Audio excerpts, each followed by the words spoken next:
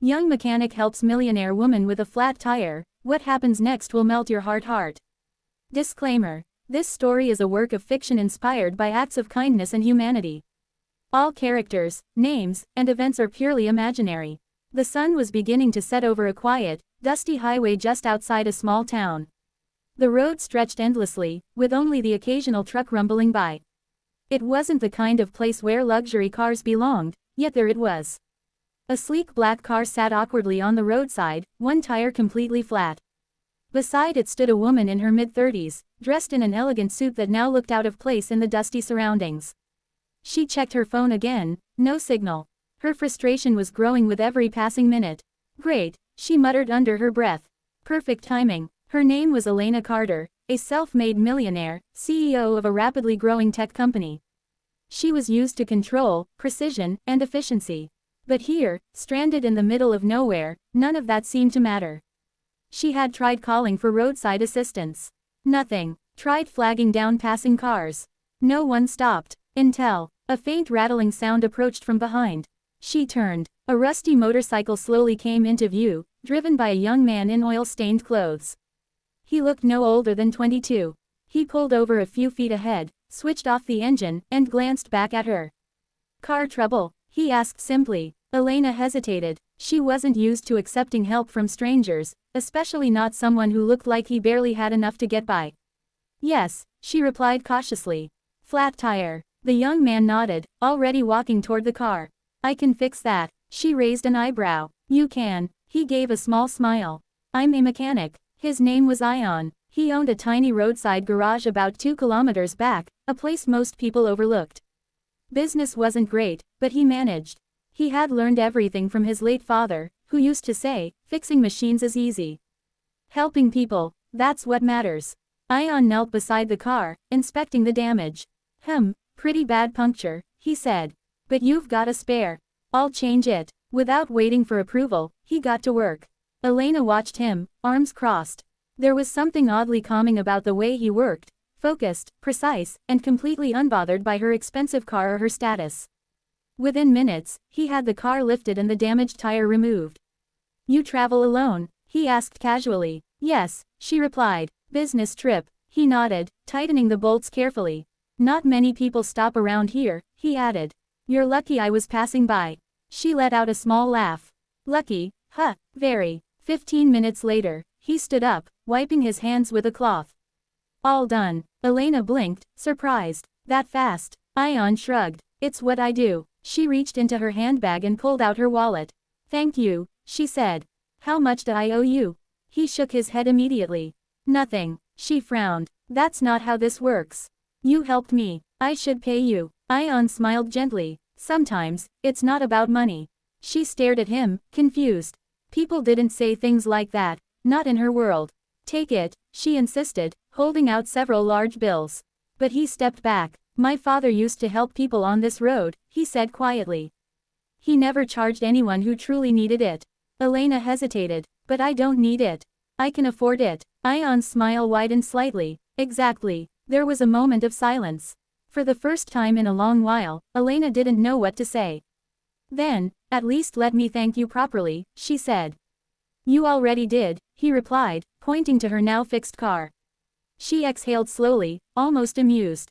"You're different," she said. "Is that a good thing?" he asked. "I think so." As she prepared to leave, she paused. "What's the name of your garage?" she asked. Ion hesitated. "It's nothing special, just a small place. I'd still like to know." He gave in. "Ion Auto Repairs. About 2 kilometers back." She nodded, storing the name in her memory. "Thank you, Ion." He gave a small wave as she got into her car. "Drive safe." And just like that, she was gone. Days passed. Ion returned to his routine, fixing old engines, patching tires, and barely making enough to get by. He didn't think much about the woman in the black car. To him, it was just another act of kindness. But for Elena, it wasn't. Back in the city, surrounded by glass towers and boardrooms, she found herself thinking about that moment again and again. A stranger who refused money. A mechanic who valued kindness over profit. It didn't make sense, and yet, it stayed with her. One evening, during a meeting, her assistant mentioned something that caught her attention. Rural areas are struggling with basic services, he said. Especially vehicle repairs. Many small mechanics are shutting down. Alina's mind immediately went to Ion. A small, overlooked garage. A young man trying to keep it alive. The next morning, she made a decision.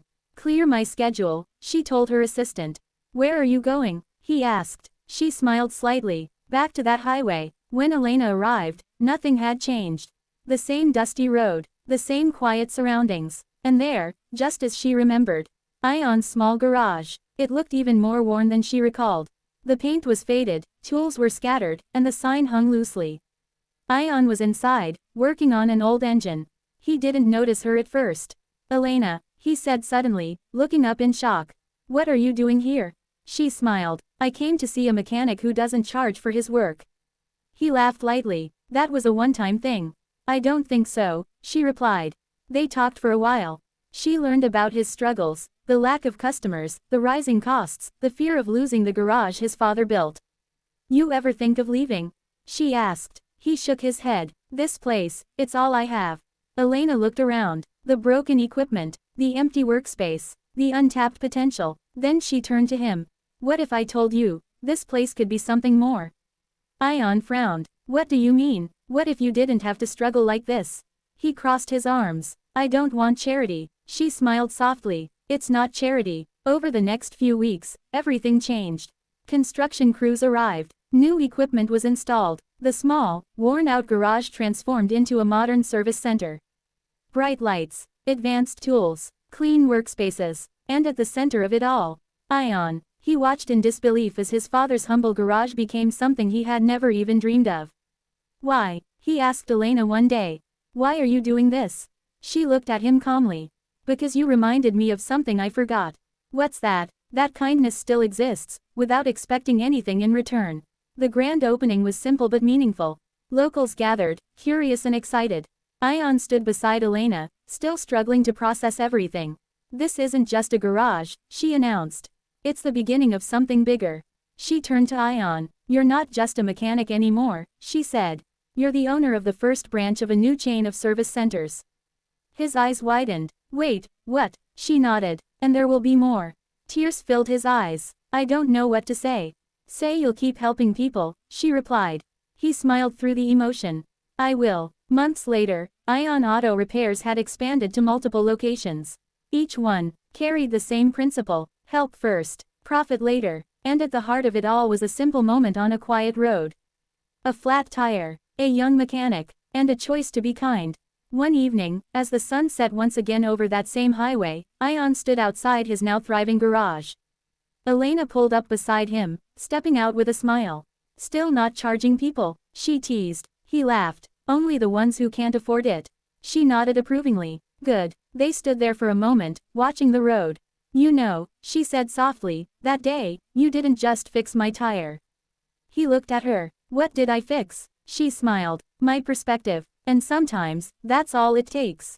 One small act of kindness. To change everything. Heart 1500 WAD.